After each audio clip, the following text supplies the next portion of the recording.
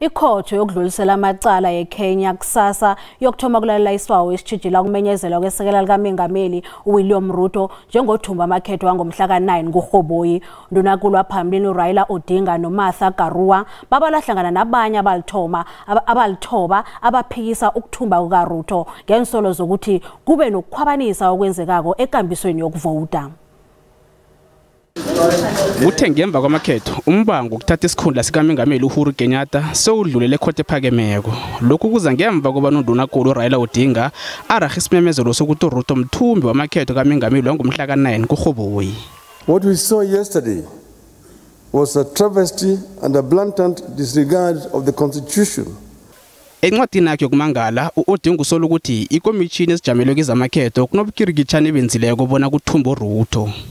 The nature of a case that we do have is evidence that shows very well that the technological system was manipulated and it was commandeered so that it could bring in the results that were needed.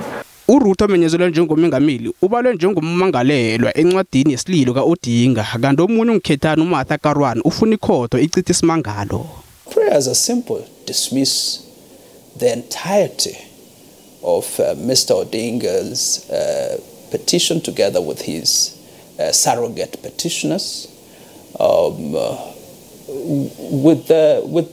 with costs. Ukuhlukana ngaphakathi kwekomishini ezamakhetho kuyaraga abokomishinara abanye basola usihlalo wekomishini uWafula Chebukati ngokwenza izinto ayedwa.